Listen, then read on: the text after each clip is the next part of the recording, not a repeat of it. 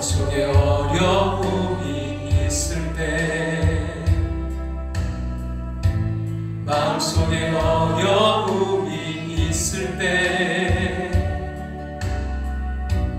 마음속에 어려움이 있을 때 주님 내게 먼저 오사 내 마음을 만지고, 주님 앞에 나아올 수 없을 때, 주님 앞에 나아올 수 없을 때, 주님 앞에 나아올 수 없을 때 주님 날 먼저 받으시네. 그럼에도 불구하고 날 사랑하시는 내 하나님의 사랑은 나의 모든 걸 덮고, 그럼에도 불구하고 날 안아주시는 내 하나님을 부를 때 아버지라 부르죠. 마음속에 어려움이 있을 때, 마음속에 어려움이 있을 때,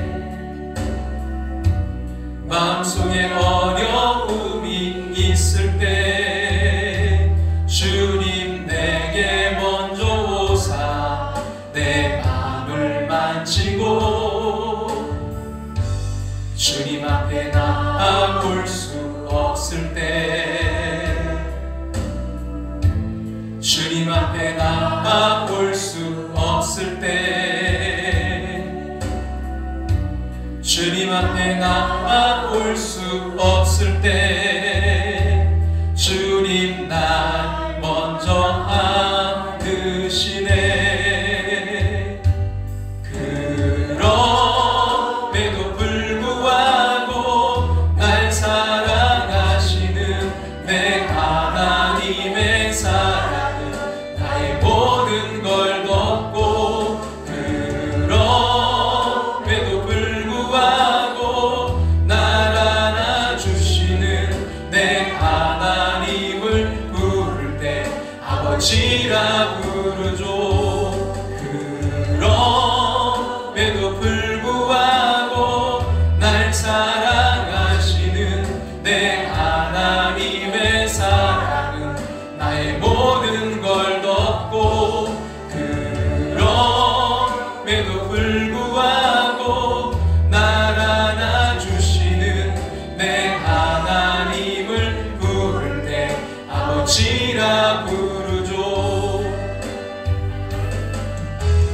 그럼에도 불구하고 날 사랑하시는 내 하나님의 사랑은 나의 모든 걸 덮고, 그럼에도 불구하고 날 안아주시는 내 하나님을 부를 때 아버지라 부르죠. 그럼에도 불구하고 날 사랑하시는 내 하나님의 사랑은 나의 모든 걸 덮고, 그럼에도 불구하고 날 안아주시는 내 하나님을 부를 때 아버지라 부르죠. 내 하나님을 부를 때 아버지라 부르죠.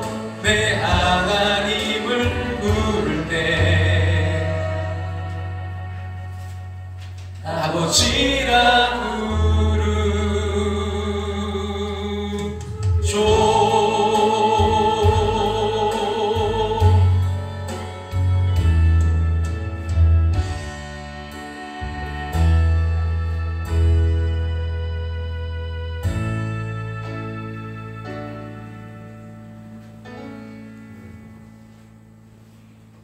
조용한 기도 드리심으로 추수감사절 예배로 나아가겠습니다.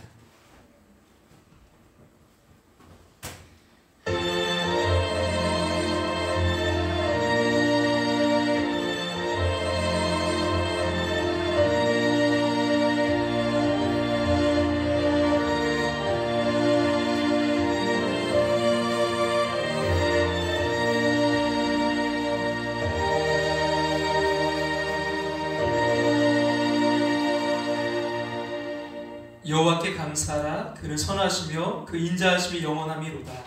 여호와께 감사하고 그의 이름을 불러아뢰며 그가 하는 모든 일을 만민 중에 알게 할지어다. 아멘. 다 같이 자리에 일어나셔서 찬송가 428장 찬송드리겠습니다.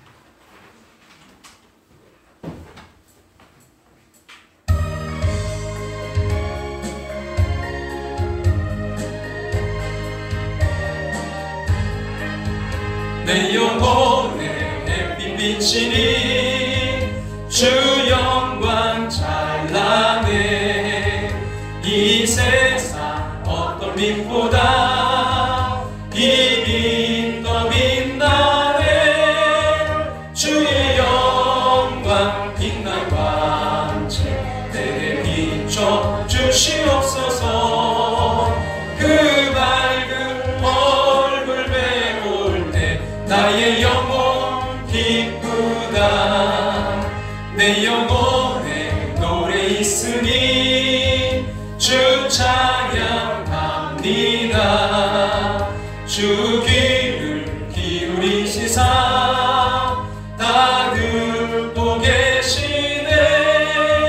주의 영광 빛난 광채 내게 비춰 주시옵소서.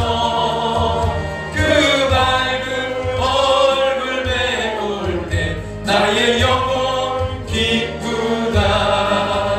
내 영혼에 봄날 되어서 주 함께 하실 때 그 평화 내게 깃들고 주 은혜 꽃 피네. 주의 영광 빛난 광채 내게 비춰 주시옵소서. 그 밝은 얼굴 배울 때 나의 영혼 기쁘다. 내 영혼에 희락이 있고 큰 소망 넘치네. 주 예수 복을 주시고 또 내려주시네. 주의 영광 빛난 광채 내게 비춰 주시옵소서. 그 밝은 얼굴 배울 때 나의 영혼 기쁘다. 하나님 말씀 다니엘 6장 10절 말씀, 우리 약성경 1243쪽 다니엘 6장 10절 말씀 다같이 우리 한 목소리로 공독해서 읽도록 하겠습니다.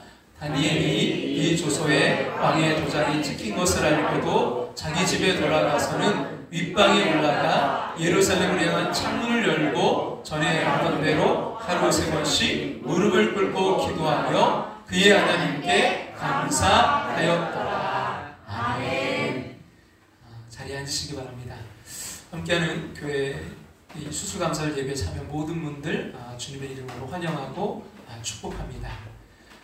다니엘 기도회가 이제 11월 1일부터 21일까지 이제 이틀 남았어요. 오늘하고 내일까지인데 여러분 우리가 마지막까지 우리가 승리할 수 있길 간절히 소망하고요. 혹시 여러분 한 번도 참석하지 못했더라도 오늘 또 내일 여러분 기회가 되시면 꼭 참석하셔서 교회에서 함께 우리 기도하고 또 함께 은혜 받는 그런 시간이 되었으면 좋겠습니다. 특별히 또 몸이 아프신 분들 위해서 여러분 계속해서 중보기도를 부탁드립니다. 오늘 점심 식사는 도시락, 예쁜 도시락을 준비했습니다. 그리고 도시락과 또 작은 선물, 여러분 성신당 빵을 우리가 준비했습니다. 여러분 개인별로 받아가시면 될 것 같고요. 교회 달력이 준비됐는데 다음 주에, 이번 주에는 좀 선물들이 많아서 다음 주에 이렇게 제공해 드리려고 합니다. 혹시 그래도 필요하신 분이 계시다면 말씀해 주시면 제공해 드리겠습니다. 이 시간 우리 김도준 어린이 우리 특별 연주 우리 은혜라는 우리 어제 그저께인가요? 우리 송경민 목사님 그 작곡하셨던 우리 지선자매가 또 불렀던 은혜라는 그 찬양, 정말 우리 그 모든 것이 하나님의 은혜인 줄로 믿습니다. 같이 한번.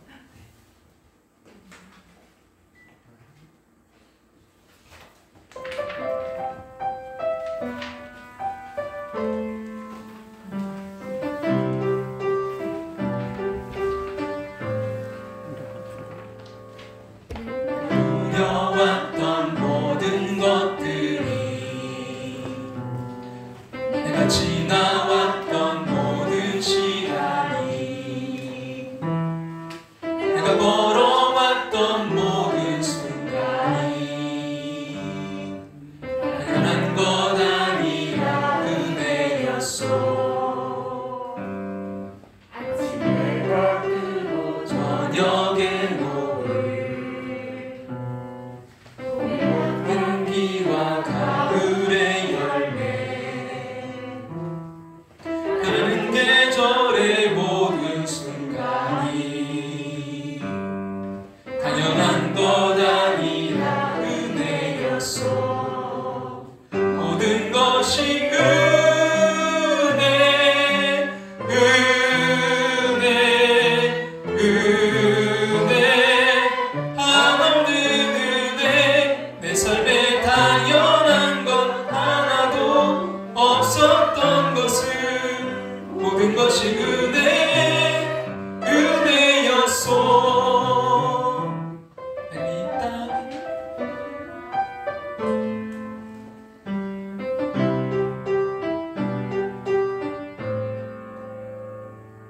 내가 이 땅에 태어나 사는 것, 어린아이 시절과 지금까지 숨을 쉬며 살며 꿈을 꾸는 삶, 당연한 것 아니라 은혜였소. 내가 하나님의 자녀로 살며 오늘 찬양하고 예배하는 삶, 복음을 전할 수 있는 축복이 당연한 것 아니라 은혜였소. 모든 것이 은혜, 은혜, 은혜, 한없는 은혜. 내 삶에 당연한 것 하나도 없었던 것은 모든 것이 은혜, 은혜였소. 은혜, 은혜,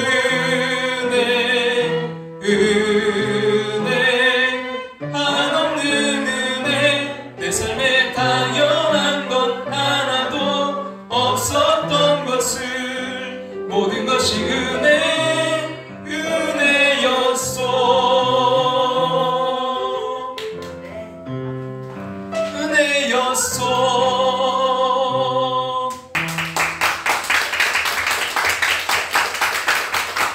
할렐루야. 무슨 은혜 다 받은 것 같아요. 우리 다시 한번 우리 도준이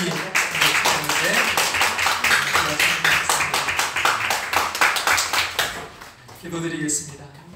감사하고 명하신 하나님, 감사하는 마음으로 예배의 자리에 나왔습니다. 하나님의 선하심과 인자하심을 찬양합니다. 여호와는 나의 목자시니 부족한 몫이로다는 고백이 우리의 것이 되게 하여 주시옵소서. 푸른 초장과 실만한 물가로 인도하신다는 그 신뢰가 우리 가운데 있게 하여 주시옵소서. 어떤 어려움과 궁핍함이 있어도 합력하여 손을 이룰 것을 믿는 성도들이 되길 원합니다. 추수감사 주일로 지키는 오늘, 각자 처한 상황 속에서 감사의 조건을 찾아 하나님께 영광 돌리는 성도들이 되게 하여 주시옵소서.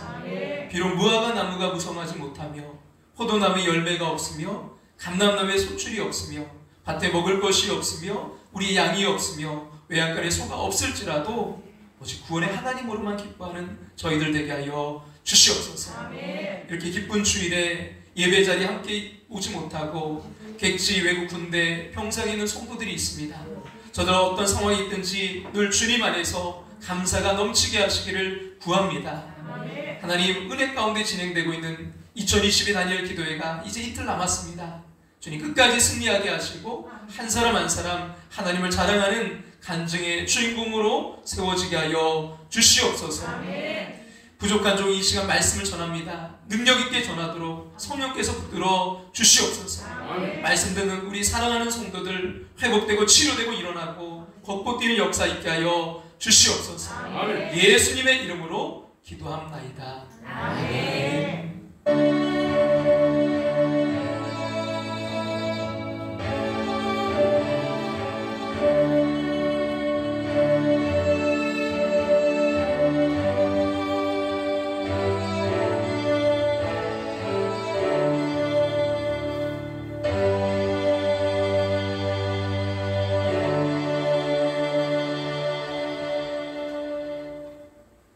우리 함께 나누고 있는 느헤미야 말씀 잠깐 멈추고요. 오늘은 추수감사절, 우리가 추수감사절 말씀을 좀 나누려고 하는데요. 무엇보다 우리가 이 감사절을 지키는 것 자체가 복임을 믿으시기 바랍니다. 하나님 나라의 백성인 그리스도인에게는 여러분 다른 사람과 구별되는 특징이 있습니다. 그 팀 켈러 목사님께서 가짜 기독교인이라면 대답할 수 없는 세 가지 이제 질문이 있다고 했는데요. 그 첫째 질문은 뭐냐면 당신의 삶에 나타난 하나님의 그 임재하심의 증거가 있는가? 하나님이 나타나신 함께 하시는 그 임재하심의 증거가 있는가? 둘째는 성경이 당신을 변화시키고 있다는 증거가 있는가? 그리고 마지막 세 번째는요, 하나님의 자비에 대한 뭐가 자라나는 증거가 있는가? 감사가 자라나는 증거가 있는가? 그렇습니다. 여러분, 하나님 나라의 백성이라는 증거 중에 하나가 바로 하나님께 감사하는 거예요. 그래서 여러분 이 감사절을 지키는 것이 여러분 복입니다. 하나님께 감사하는 것은 하나님 나라 백성이라는 가장 뚜렷한 특징인데요. 골로새 3장 15절 말씀 같이 앞에 보시고 읽어보겠습니다. 그리스도의 평강이 너희 마음을 주장하게 하라. 너희는 그리스도의 평강을 위하여 한 몸으로 부르심을 받았나니 너희는 또한 감사하는 자가 되라. 너희는 또한 어떤 자가 되라고요? 감사하는 자가 되라. 하나님께 대한 감사는 하나님 나라 백성이라는 결정적인 증거입니다. 하나님 믿지도 않는 사람, 영원한 하나님 나라에 속하지도 않는 사람이 어떻게 여러분 감사할 수 있겠습니까? 그 헬렌 켈러 여사는 보지도 듣지도 또 말하지도 못하는 삼중고의 장애인이었어요. 그런 사람이 대학에 입학하고 우등생으로 졸업하고 또 많은 책을 저술했고요. 세계 곳곳을 다니면서 어려움에 처한 사람들에게 용기와 희망을 불어 넣어주었습니다. 그녀가 이제 노년에 이르렀을 때 한 신문 기자가 그에게 물었어요. 이따금 하나님께 불평하고 원망하신 적은 없습니까? 그때 헬렌 켈러가 아주 단호히 말했어요. 없습니다. 없습니다. 나는 하나님께서 내게 베풀어준 은혜를 생각하면서 감사하기에도 시간이 부족한 사람입니다. 그리고 그녀의 임종 때 남긴 말은요, 참으로 나의 인생은 아름다웠다 였습니다. 그녀가 한 번은 내가 이제 3일 동안 볼 수 있다면 이라는 글을 썼어요. 만약 내가 사흘을 3일 동안 볼 수 있다면 첫날에는 나를 가르쳐준 설리번 선생님의 얼굴을 보고 산으로 가서 아름다운 꽃과 풀과 빛나는 노을을 보고 싶습니다. 둘째 날에는 새벽에 일어나 먼동이 트는 모습을 보고 저녁에는 영롱하게 빛나는 하늘의 별들을 보겠습니다. 그리고 마지막 셋째 날에는 아침 일찍 큰 길로 나가서 부지런히 출근하는 사람들의 활기찬 표정을 보고 아름다운 영화를 한 편 보고 저녁에는 쇼윈도의 상품들을 구경하고 집으로 돌아와 사흘 동안 눈을 뜨게 해주신 하나님께 감사의 기도를 드리고 싶습니다 라고 했습니다. 여러분, 이 고백에서 우리는요, 헬렌 켈러 여사의 그 믿음이 참 믿음이었음을 알 수 있어요. 감사가 분명히 있기 때문입니다. 여러분, 우리에게 감사할 이유가 없어서 감사하지 못하는 것이 아닙니다. 받은 은혜를 기억하지 못해서 감사하지 못하는 거예요. 실제 우리에게는요, 감사할 게 너무나 크고 많습니다. 그것을 보는 눈이 뜨였느냐 하는 것이 문제일 뿐입니다. 아무리 힘든 일이 많아도 하나님께서 나를 위해 독생자를 주시기까지 사랑하셨으면요, 변함이 없습니다.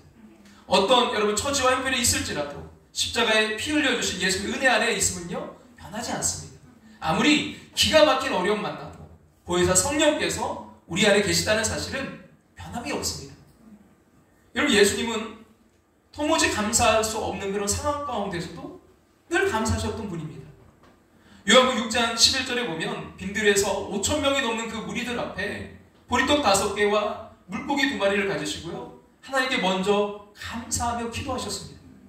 또 요한복음 11장 41절에 보면 나사로가 죽어 이제 나흘이 지나 썩은 냄새가 나는 그 무덤 앞에서 하나님께 감사 기도를 드리셨습니다. 누가복음 22장 17절과 19절에 보면 이제 십자가 지시기 전날 밤에 그 이제 제자들과 마지막 만찬을 나누시면서 자기를 버리고 부인할 제자들에게 그 십자가를 앞두고 떡과 포도주를 주시면서 하나님께 감사 기도를 드리셨습니다. 근데 여러분 놀라운 것은요 감사 기도를 드리신 후에 주님은 늘 승리하셨습니다. 사명을 감당하셨습니다. 기적이 일어났습니다. 여러분 그 예수님께서 우리 안에 와 계신 것입니다. 그러니 아무리 힘들고 어려워도요 주님 안에 사는 자는 모든 일에 감사하는 자입니다. 여러분 감사가 승리의 비결입니다. 감사가 능력의 비결입니다. 감사가 기적의 비결입니다.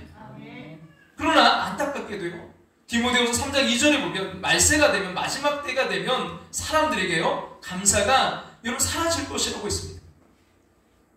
여러분 그러므로 다른 사람들이 사는 대로 그냥 무심히 따라 살면 안 돼요. 조심하고 조심해야 될 것이 마음의 이 감사가 사라지는 것입니다. 여러분 디모데후서 3장 1절은 이렇게 말씀하죠. 같이 한번 우리 읽어볼까요? 너는 이것을 알라 말세에 고통하는 때가 이르러 사람들이 자기를 사랑하며 돈을 사랑하며 자랑하며 교만하며 비방하며 부모를 거역하며 감사하지 아니하며 거룩하지 아니하며. 여러분 마지막 때가 되면 나타나는 증상 가운데 하나가 뭐냐면 뭘 하지 않는데요? 감사하지 아니하며. 여러분 마귀가 우리 마음에서 감사를 빼앗아가는 것을 명심해야 됩니다.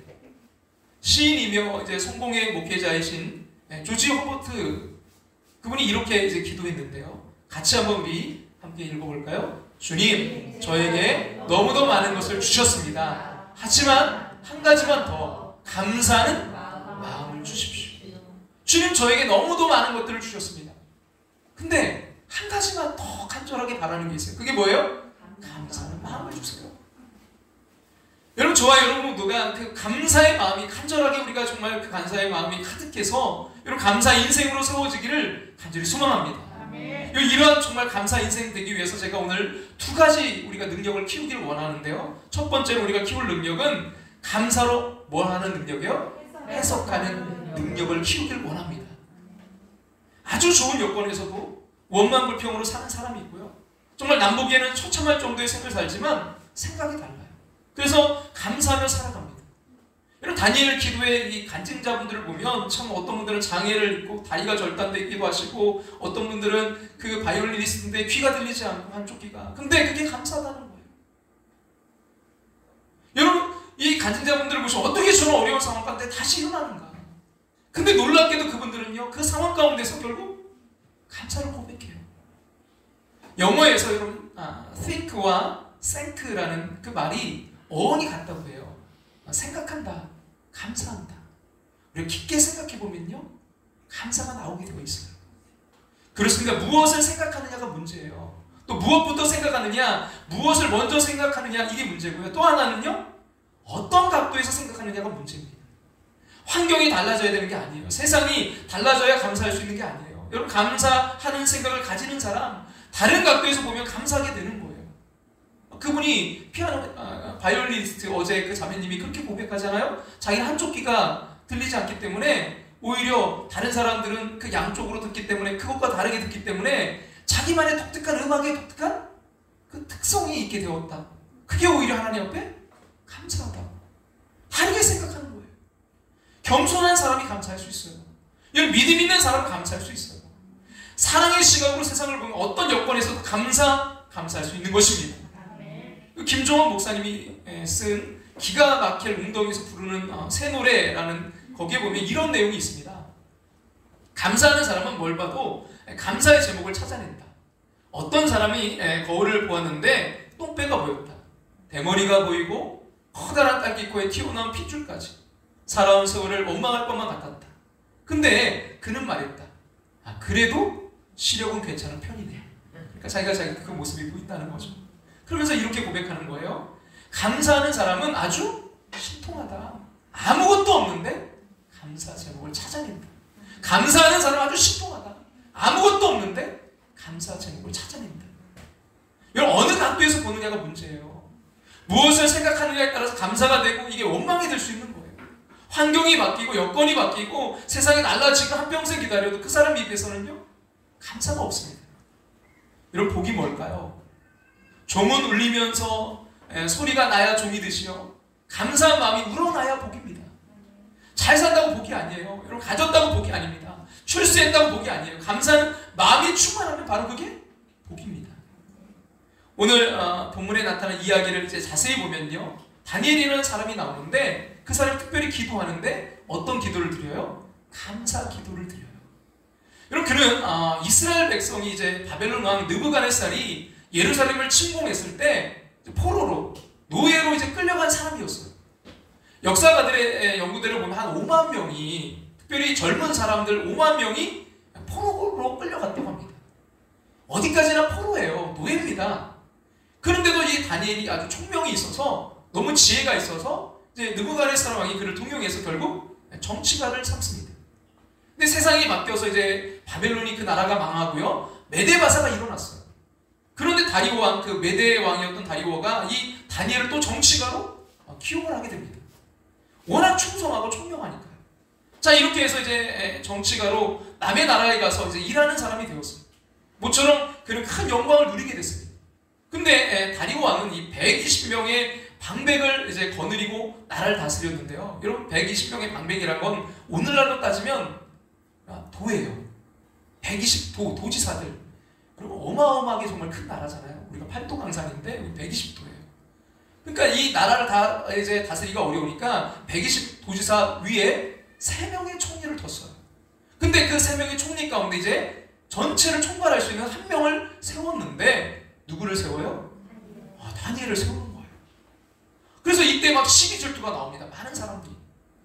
특별히 바벨론 사람들이 저 노예 출신인, 아니 노예 출신인 저 사람이 이방인이 뭐 이거 지금 총리, 또 전체를 총괄하는 총리가 돼? 가만둘 리가 없잖아요. 그래서 막 헐뜯고 음모하고 가진 방법을 동원했지만 허물을 찾을 수가 없는 거예요.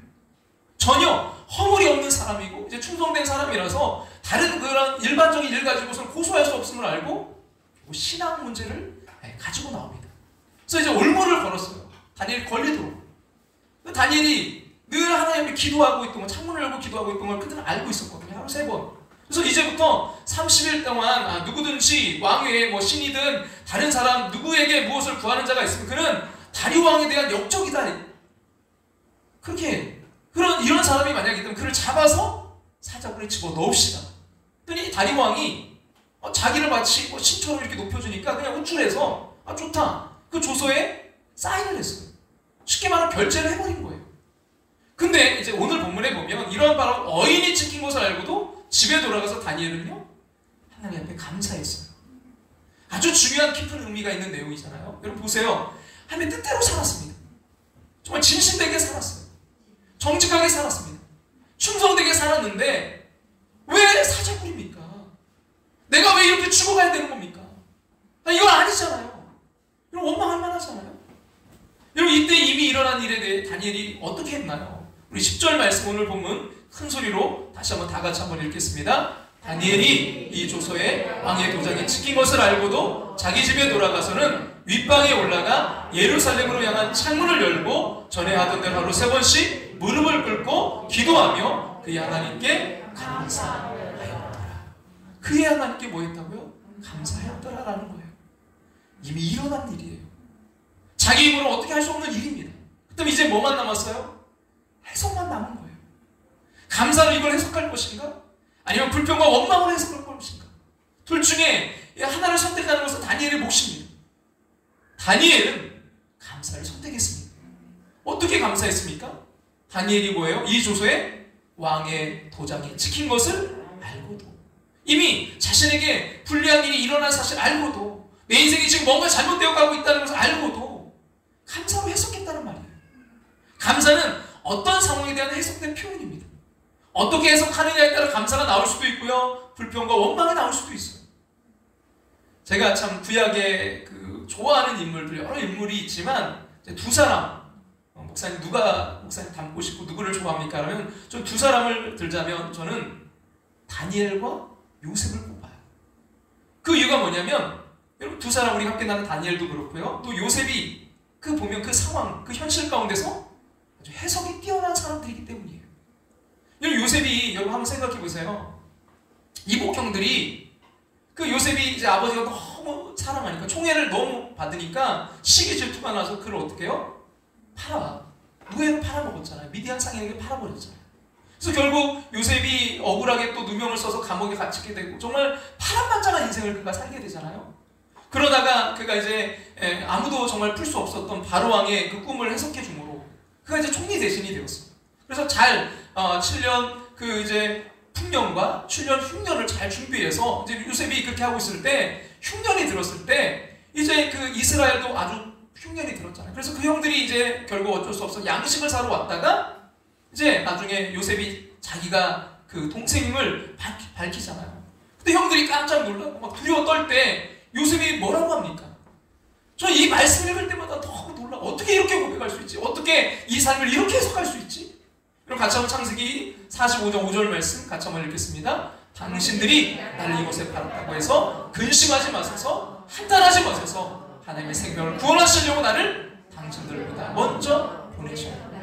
그럼 사실이잖아요. 현실이잖아요. 형들이 요셉 팔아먹었던 거 사실이잖아요. 근데 해석을 뭐라고 해요? 하나님이 생명을 구원하시려고 나를 당신들보다 먼저 보내셨나이다. 우리 가족들 모두를 살리기 위해서 하나님이 나를 먼저 보내셨다는 거예요. 당신들이 나를 보낸 게 아니라, 당신들이 나를 팔아먹은 게 아니라, 하나님이 우리를 구원하시려고 나를 먼저 보내셨다는 거예요. 여러분 감사는 여러분 조건보다 해석입니다. 여러분 감사로 해석하면요, 무엇이든 감사가 될 수 있어요. 아무리 여러분 좋은 조건일지라도 불평으로 해석하면 불평이 되지만, 아무리 나쁜 조건일지라도 감사로 해석하면 감사가 됩니다. 같은 사건이라도 감사의 눈으로 보면 감사가 되지만, 불평의 눈으로 보면 불평이 될 수밖에 없습니다. 감사는요, 찾는 만큼 보입니다. 지난 과거를 우리가 어떻게 할 수 있는 게 아니잖아요. 우리가 어떻게 해석하느냐에 따라서 지난 과거가 독이 될 수도 있고요, 약이 될 수도 있어요. 기립돌이 될 수도 있고요, 거침돌이 될 수도 있습니다. 보약이 될 수도 있고요, 사약이 될 수도 있어요.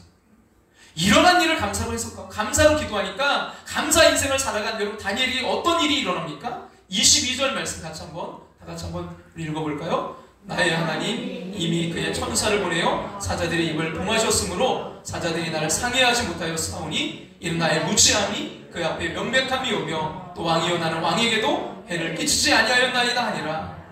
이미 하나님께 천사를 보내서 사자들의 입을 봉해버린 거예요. 하나님만이 하실 수 있는 보호의 기적이 일어난 것입니다.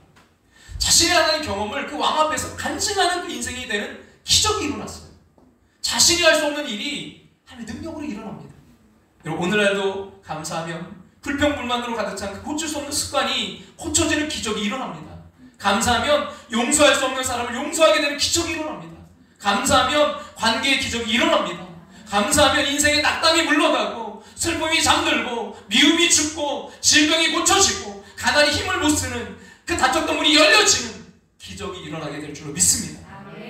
여러분 이런 기적이 모든 그 지난 과거를 감사로 해석하고 감사로 정말 고백하는 우리 함께하는 권속들에게 임하시기를 간절히 소망합니다. 우리 한번 이렇게 같이 고백할까요? 모든 지난 과거를 감사로 해석하며 감사로 기적을 체험합시다. 할렐루야. 모든 지난 과거를 감사로 해석하며 감사로 기적을 체험하시기를 주님의 이름으로 축원합니다. 그 18세기에 살았던 스페인의 영성가 아빌라의 존이라는 분이 이렇게 말한 바가 있어요. 뭐라고 했냐면 상황이 어렵게 하는 한 번의 감사 표시는 상황이 좋을 때 행하는 1000번의 감사 표시와 같은 가치를 가진다. 상황이 어려울 때 정말 어렵잖아요. 그 감사하기 너무나 힘든 지금 상황이. 근데 그 한 번에 했던 그 감사 표시가 상황이 좋을 때 행하는 1000번의 감사 표시와 같은 가치를 가진다는 거예요. 나치 독일의 아우슈비츠 강제 수용소 그 독과실에서 죽어가면서도 유대인들이 불렀던 노래가 있어요. 뭐라고 노래를 불렀냐면 나는 믿노라 나는 믿노라 나는 지상의 영원한 평화의 시대가 올 것을 믿노라. 마치 구름이 태양을 가린다 해도 태양빛이 있다는 것을 믿듯이 그 시대가 비록 늦어지더라도 그 시대가 올 것을 나는 믿노라. 유대인 그 자녀 교육에 대해서 이제 그 연구했던 전문가이신 문교부 장관까지 지내셨던 정원식 교수님이 계신데 이분이 이렇게 말했어요. 뭐라고 이야기했냐면 유대인은 어릴 때부터 이 자녀들에게 하나님께 대한 감사를 가르쳐 왔습니다. 그래서 어릴 때부터 배운 것이 감사이기 때문에 죽어가면서도 입을 열이 감사가 나올 수밖에 없습니다. 그리고 하는 말이 뭐라고 했냐면 참 이게 우리 의미심장한 말인데요. 우리가 좀 새겼으면 좋겠는데 뭐라고 했냐면 유대인의 역사는 박해의 역사지만 자치는 뭐라고요? 감사의 자치밖에는 없습니다. 사실이잖아요. 유대인의 역사 정말 짓밟히고 박해받고 정말 너무나 고난의 연속이었잖아요. 박해의 역사예요. 근데 자취는 뭐라고요? 남은 흔적은 뭐라고요? 감사예요. 그들에게 남겨진 건 감사라는 거예요. 여러분 다니엘이 조서의 어인이 찍은 줄 알면서도 그 하나님께 감사할 수 있었던 것은요, 그는 하나님의 백성이요 그 하나님을 믿었기 때문입니다. 하나님 백성의 특징이 뭡니까? 그리고 시편 100편 3절 말씀 같이 우리 한번 읽어볼까요? 여호와가 우리 하나님이신 줄 너희는 알지어다. 그리고 우리를 지으신 이요 우리는 그의 것이니 그의 백성이요 그의 기르시는 양이로다. 그렇기 때문에 4절에 이렇게 고백해요. 같이 읽겠습니다. 감사함으로 그의 문에 들어가며 찬송함으로 그의 궁정에 들어가서 그에게 감사하며 그의 이름을 송축할지어다. 우리 하나님 백성이기 때문에 그의 기르시는 양이기 때문에 감사가 노래가 되고 감사가 기도가 되는 성도들이 되시기를 간절히 소망합니다. 우리에게 많은 감동을 준 책 가운데 마음을 열어주는 101가지 이야기라는 책이 있어요. 여러 가지 예화들과 여러 가지 이야기들 참 좋은 내용의 책인데요. 거기 보면 이런 내용이 있습니다.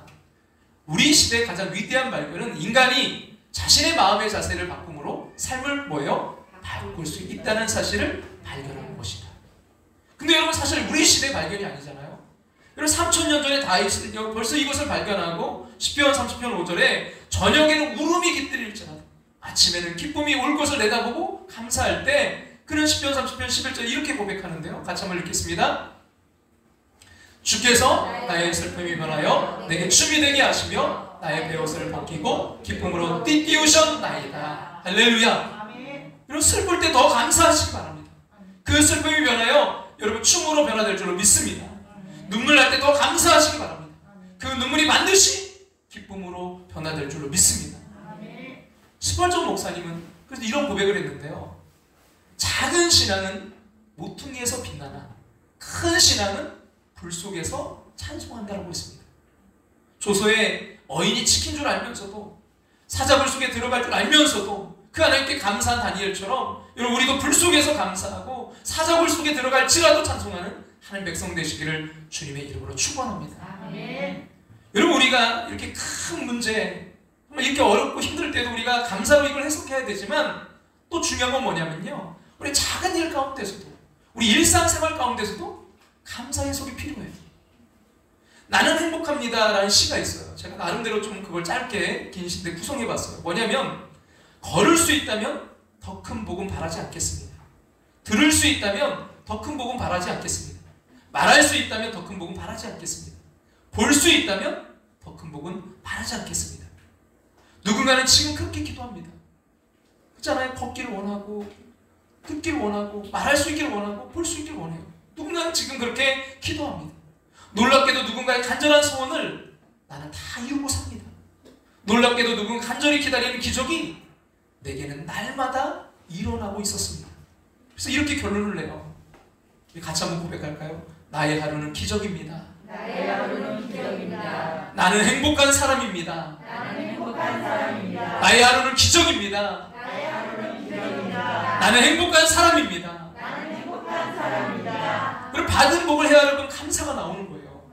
일상 속에서 당연하다고 생각했던 것들이 여러분 감사할 수밖에 없는 거예요. 우리 오늘 그 은혜 찬양, 여러분 그 작곡하신 그 목사님이 그러잖아요. 자기가 그 은혜 찬양할 때 하나님 내게 은혜가 뭔가요? 그걸 찾았대요 처음에. 근데 깨달아졌대요. 반대로 생각하니까 내게 은혜 아닌 게 뭔가 없더래요. 그 모든 게 하나님의 은혜. 그래서 그 찬양이 만들어졌잖아요. 여러분, 일상을 당연한 것으로 여기면 감사할 수 없어요. 일상을 은혜로 여겨야 감사가 나옵니다. 일상을 여러분 사소한 것으로 여기면 감사할 수 없어요. 일상을 하나님의 선물로 여겨야 감사가 나옵니다. 여러분, 일상을 익숙하게 받아들이면 감사가 안 나와요. 일상을 경외하는 마음으로 바라봐야 감사가 나옵니다. 감사는요, 해석입니다. 영국의 체스터턴이 그래서 이렇게 말했어요. 같이 한번 볼까요? 이 세상의 기적은 결코 부족하지 않다. 정말 부족한 것은 우리의 감탄이다. 왜 감탄? 와, 어떻게 이렇게? 여러분, 우리 마음의 감탄과 여러분 경외심이 없으면요, 아무리 좋은 걸 봐도 감사가 나올 수 없습니다. 빈점을 쓴 일본의 미우라 아야코가 남긴 유명한 말이 있어요. 뭐라고 했냐면, 가장 무서운 것은 뭐라고요? 은혜에 익숙해지는 것이다. 그래서 그냥 늘 하나님, 제가 하나님의 그 은혜에 익숙해지지 않도록 도와주세요라고 기도했습니다. 그러면서 말했어요. 내가 처음에는 병약한 나와 결혼해준 남편이 무척이나 고마웠는데 결혼 생활에 익숙해진 지금은 그 처음에 그 고마움이 다 사라지고 화를 내거나 제멋대로 행동하는 버릇없는 여편네가 되어버리고 말았다. 정말 무서운 것은 은혜에 익숙해지는 것이다. 어떻습니까? 우리가 감사하지 않는 것은요, 우리에게 감사할 어떤 이유나 환경이 없어서가 아니라, 여러분, 우리의 환경이 너무 그냥 익숙해진 채 감사를 잃어버렸기 때문 아닐까요?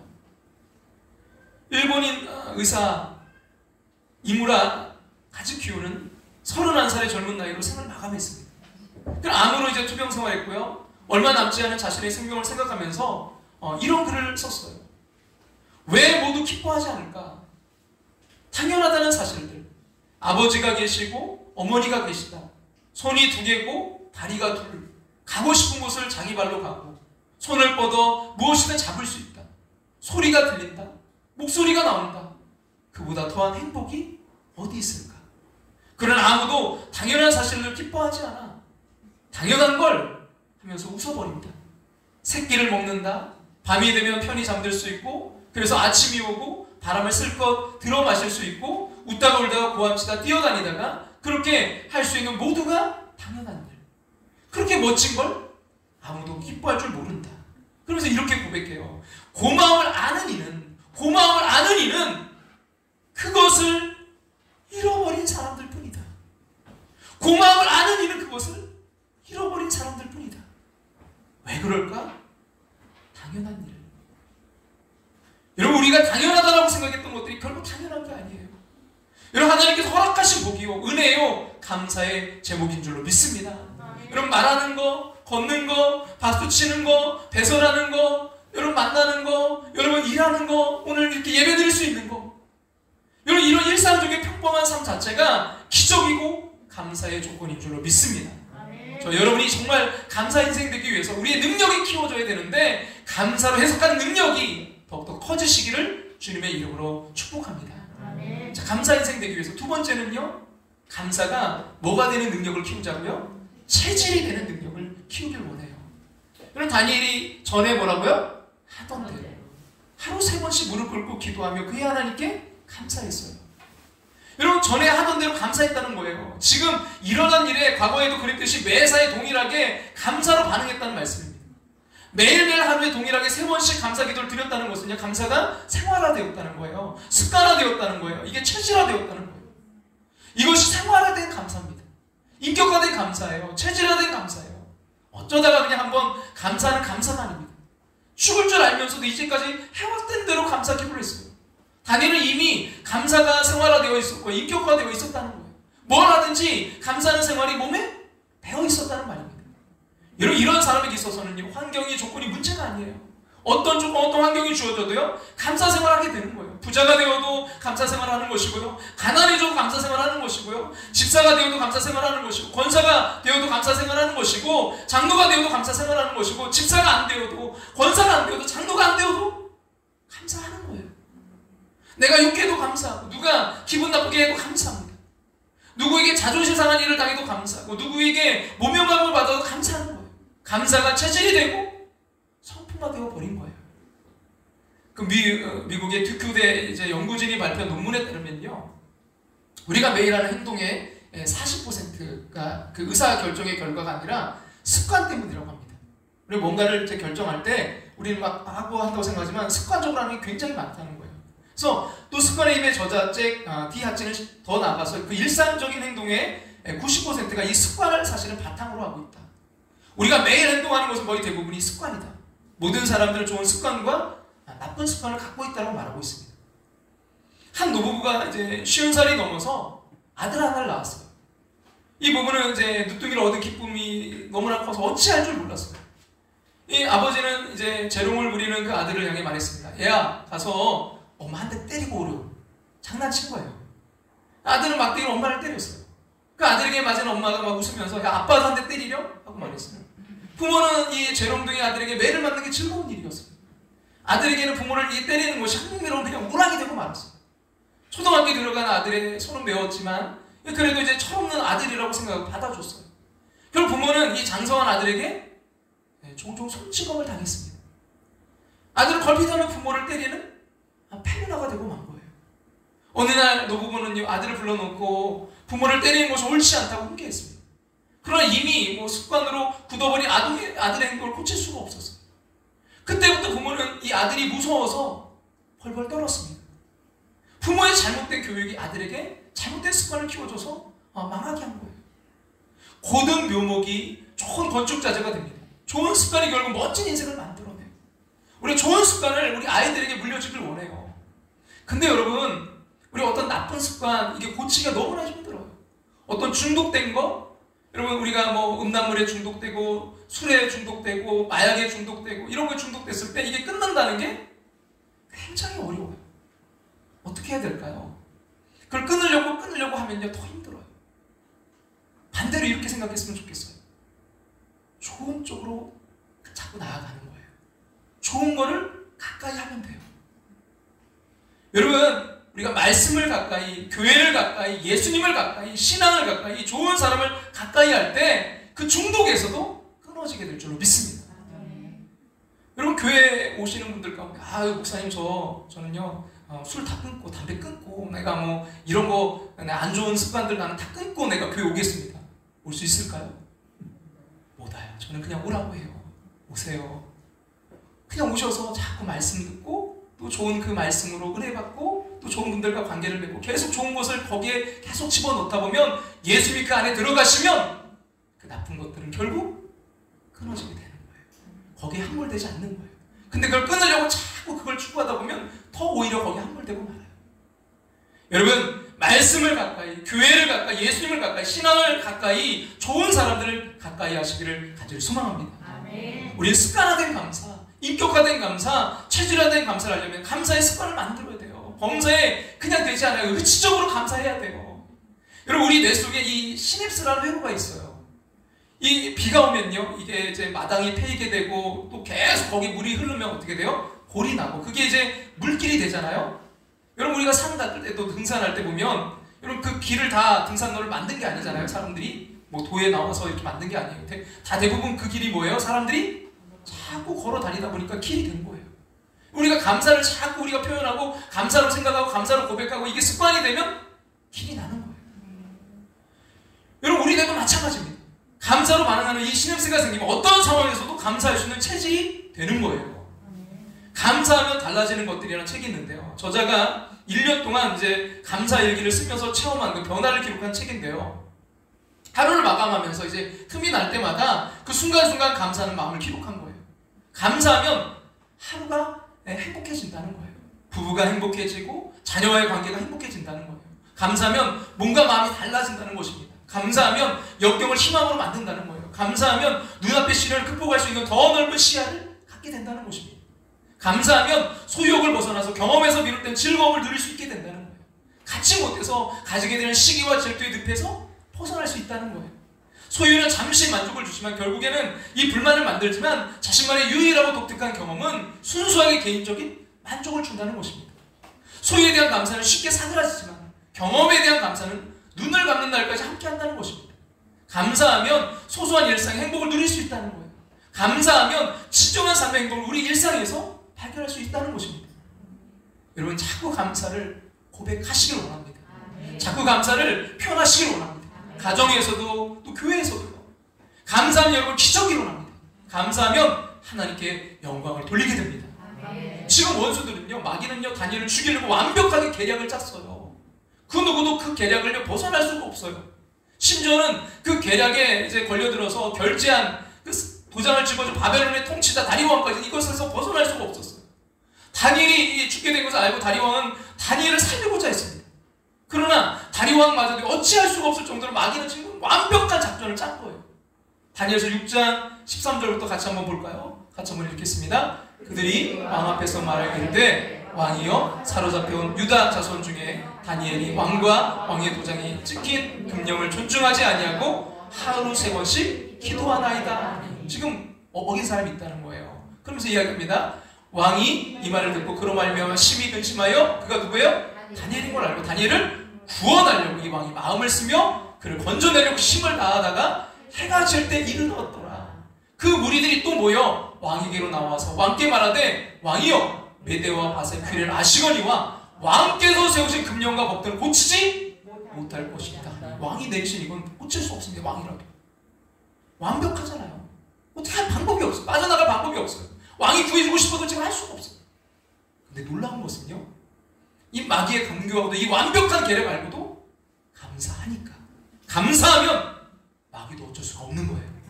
마귀가 이렇게 나오면요, 다니엘이 막 두려워해야 되고요, 당황해야 되고, 걱정해야 되고, 이거 어떻게 불안해야 되고, 억울하게 생각해야 되고, 절망해야 되고, 불평해야 되고, 원망해야 돼요. 그리고 이게 정상적 반응이잖아요.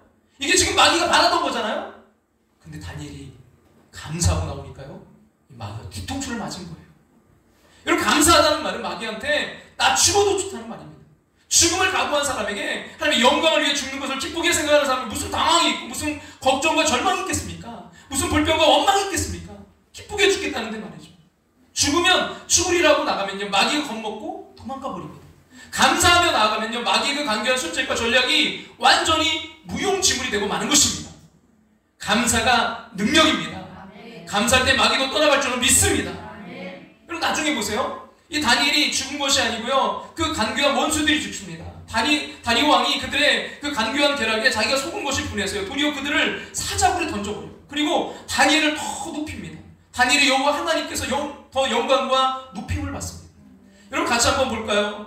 26절 같이 한번, 6장 26절 다 같이 읽겠습니다. 내가 이제 조서를 내리노라. 내 나라 바다에 있는 사람들은 다 다니엘의 하나님 앞에서 떨며 두려워할지니 그는 살아계신 하나님이시오 영원히 변하지 않으실 이시며 그의 나라를 멸망하지 아니할 것이요 그의 권세는 무궁할 것이며, 27절도 보겠습니다. 그는 구원도 하시며 건져내기도 하시며 하늘에서든지 땅에서든지 이적과 기사를 행하시는 이로써 다니엘을 구원하여 사자의 입에서 벗어나게 하셨습니다 하였더라. 할렐루야.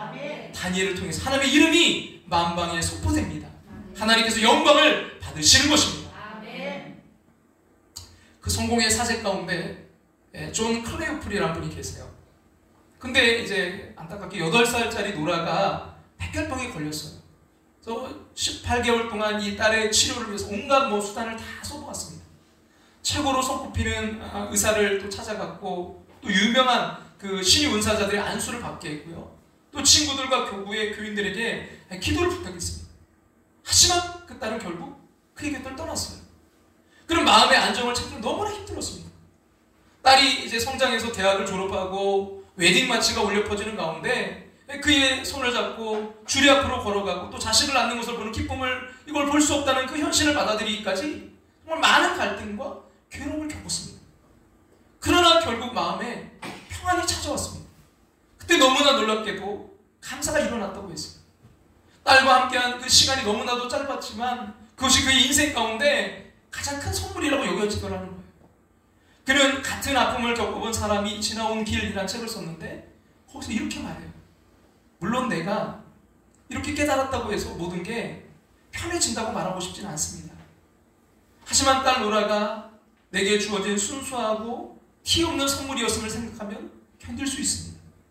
그 선물은 내가 노력해서 얻은 것도 아니고 내가 받을 자격이나 권리가 있어서 받은 것도 아닙니다. 선물을 받은 사람이 마땅히 취해야 될 태도는 감사가 아닙니까? 선물을 도로 가져갔다 할지라도 말이죠. 이렇게 생각하면 딸을 선물로 준 아내에게 더 감사하게 됩니다. 아직 연단을 감당해내는 게 정말 어렵지만 그래도 잘해내려고 최선을 다하고 있습니다. 내가 어느 쪽으로 고개를 돌려도 딸을 생각나게 하는 것들이 눈에 들어옵니다. 딸 아이와 그렇지 않겠습니까? 우리가 함께 챙겼던 거, 우리 딸이 말한 거, 그리고 그 아이가 살아냈던 것이 보입니다. 근데 이렇게 고백해요. 이런 것들이 계속 보이는 상황에서 내게는 두 가지 선택이 있을 뿐입니다. 하나는 딸을 잃었다는 걸 자꾸 생각하는 것이고, 또 다른 하나는 애초에 그 아이가 우리에게 선물로 주어졌다는 기적 같은 사실을 의미하는 것입니다. 전자는 딸을 잃었다는 걸 자꾸 생각하는 것은 딸과 함께 할 수 있는 가능성이 사라졌다는 슬픔에 계속 빠져들게 만들고, 후자는 애초에 그 아이가 우리에게 하나님의 선물로 주어졌다는 기적 같은 사실을 의미하는 것은 비록 짧은 10년이었지만 아이와 함께 했음에 대해 감사하도록 가르쳐줍니다. 내가 인생의 지극히 작은 것들까지도 모두 선물이라는 것을 기억하도록, 그리고 그 선물을 제대로 사용하는 방법이 감사라는 것을 잊지 않도록 나를 도와주십시오. 어느 인디안 노인이 그 내면의 싸움을 이렇게 표현했다고 해요.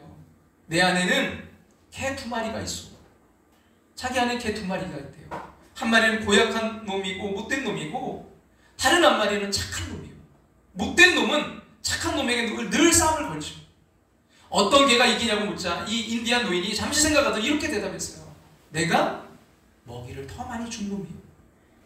여러분, 내면에 어떤 놈에게 여러분 먹이를 더 많이 주고 있나요? 이 말을 이렇게 바꿔볼 수도 있을 거예요. 내 안에는 감사와 불평이 있는데 불평이 감사하게 늘 싸움을 겁니다. 그렇다면 둘 중에 누가 이길까요?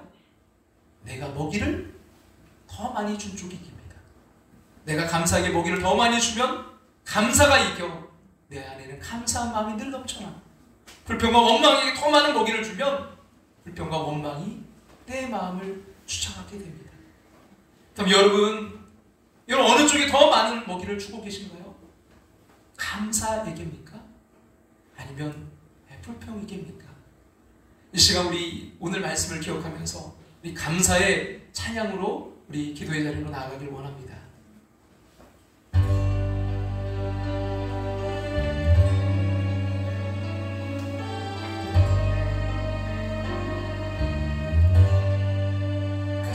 감사해. 언제요? 시험이 닥쳐올 때. 시험이 닥쳐올 때에 주께서 인도하시네. 주께서 인도하시네. 두려움 없네. 두려움 없네. 모두 감사해. 모두 감사해. 절망 속에서 새 힘을, 절망 속에서 새로운 용기 주시니, 새로운 용기 주. 여러분 반드시 승리할 줄로 믿습니다. 감사 인생은 승리하리라. 나의 모든 생활 속에서, 나의 모든 생활 속에서 주님이 함께 하시니, 주님의 성령 나를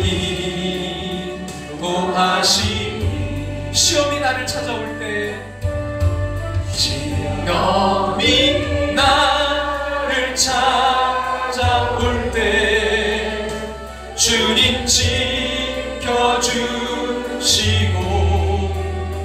주님의 성령 나를 인도하시니. 감사해. 언제요? 시험이 닥쳐올 때. 시험이 닥쳐올 때 우리 믿습니다. 주께서 인도하시네. 주께서 인도하시네. 두려움 없네. 두려움 없네. 모두 감사해. 모두 감사해. 감사 인생입니다. 절망 속에서 새 힘을, 절망 속에서 새 힘을, 새로운 용기 주시니, 새로운 용기 주. 감사 인생은요 승리하리라. 또 감사드리세. 또 감사드리세.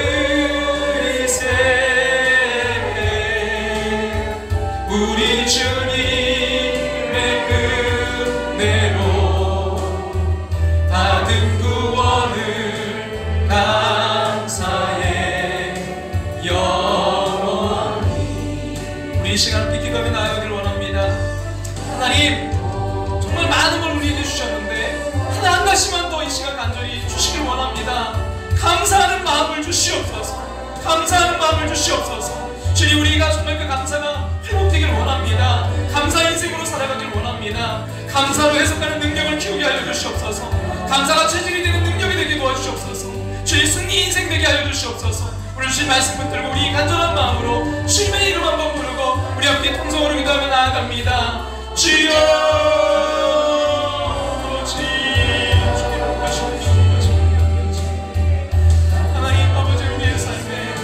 아버지의 원망과 불평이 너무나 많은 걸 주님 앞에 고백합니다. 나의 삶, 나의 지금 상황을 바라볼 때 주님, 원망과 불평이 기분 나올 수밖에 없습니다.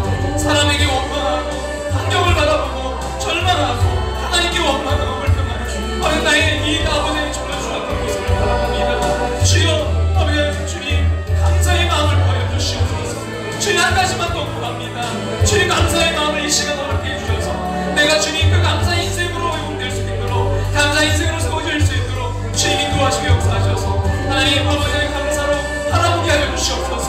하나님 아버지 세상적인 눈과 관점으로 바라보지 않게 하시고 주님의 관점, 주님의 눈으로, 아니가 믿음의 눈으로 바라볼 수 있도록 주님 인도하셔서 주님 다니엘과 같이, 아버지 요셉과 같이 그 해석의 능력이 뛰어난 하나님의 사람 되기를 원합니다. 주여, 아버지 그 관점이 주님의 관점으로 바라볼 수 있도록 주님 인도하시고 역사하시고 함께 해주시옵소서. 하나님 일상적인 삶에서도 주님 작은 곳에서도 감사로 해석하기를 원합니다. 그 모든 것이 하나님의 은혜임을 깨닫습니다. 당연한 것 하나도 없음을 깨닫습니다. 주여, 오늘 내가 주님 앞에 기도할 수 있는 것, 주님 앞에 예배드릴 수 있는 것, 주여 가족이 있는 것, 주여 자녀가 있는 것, 주님 아버지 이 모든 것들이 감사하는 것임을 잊지 않게 도와주시고 주님, 먼저 감사를 고백하며 나아가게 도와주시옵소서. 감사가 체질이 되게 하여 주시옵소서. 감사가 습관이 되게 도와주시옵소서. 좋은 것을 가까이 하게 도와주시옵소서. 교회를 가까이 하고 말씀을 가까이 하고 주여 기도를 가까이 하고 찬양을 가까이 하고 좋은 하나님의 사람들을 가까이 하고 아버지 정말 그 감사 인생, 아버지 감사 인생으로 세워질 수 있도록 주님 역사하셔서 그 모든 승리하는 삶 될 수 있도록 주님 축복하시고 함께 해주시옵소서.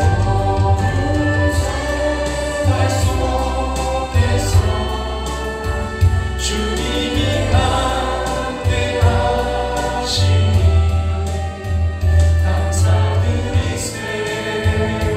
주님께 영원히 나의 모든 생활 속에서 주님이 함께 하시니 감사드리세.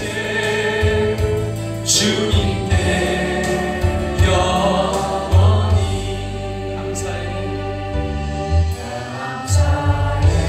시험이 닥쳐올 때, 시험이 닥쳐올 때에 주께서 인도하시네.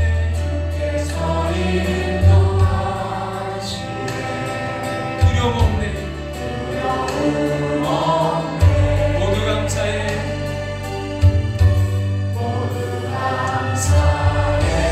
절망 속에서 새 힘을, 절망 속에서 새 감사 인생에게는요 새로운 용기 주시니, 새로운 용기 주시니 감사 인생은 반드시 승리하리라. 우리 다같이 일어나 찬양 드릴까요? 또 감사드리세. 또 감사드리세. 우리 주님의 은혜로 받은 구원을 감사해 영원히. 나의 모든 생활 속에서, 나의 모든 생활 속에서 주님이 함께 하시니 감사드리세.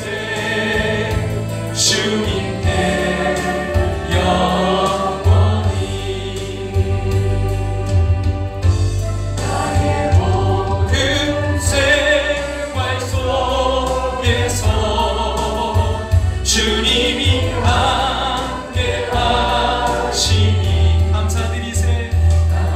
주님께 영원히 주님께 영원히.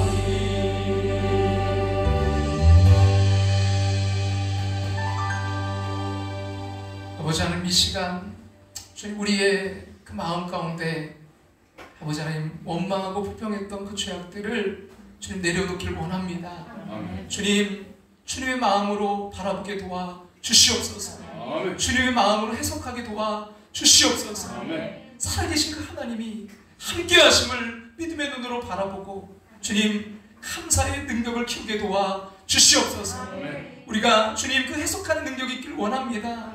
불길 같은 것 속에서도 아버지, 또한 우리 일상생활 속에서도 그 모든 것들이 당연한 것이 아니라 하나님의 은혜임을 깨닫게 도와 주시옵소서. 아멘. 감사의 그 능력이 더욱더 자라나게 도와 주시옵소서. 감사를 고백하고 감사를 표현하여서 아버지, 우리의 삶이 감사가 체질화되는 능력을 키워갈 수 있도록 역사해 주시옵소서. 하나님, 우리의 삶 가운데 하나님께서 어떻게 이끄시고 또 이끄셨고 어떻게 이끌어 가실지를 감사의 눈으로 바라보고 아버지, 우리의 주어진 것에 먼저 감사하고 앞으로 이루시라는 그 뜻을 바라보며 그 모든 것에 감사하는 감사 인생으로 세워질 수 있도록, 승리 인생으로 세워질 수 있도록 역사해 주시옵소서. 지금은 우리를 죄에서 구원하신 예수 그리스도의 그 크신 은혜와 하나밖에 없는 독생자를 우리를 사랑하사 이 땅에 우리 하나님의 그 크신 사랑하심과 오늘도 우리 안에 살아 역사하시며 감하게 또 충만하심으로 함께하시는 성령의 인도하심을 통해 감사함으로 나아가는 당신의 사랑하는 백성들과 가정과 삶의 터전 위에 이제부터 영원토록 함께하시기를 축원하옵나이다. 아멘.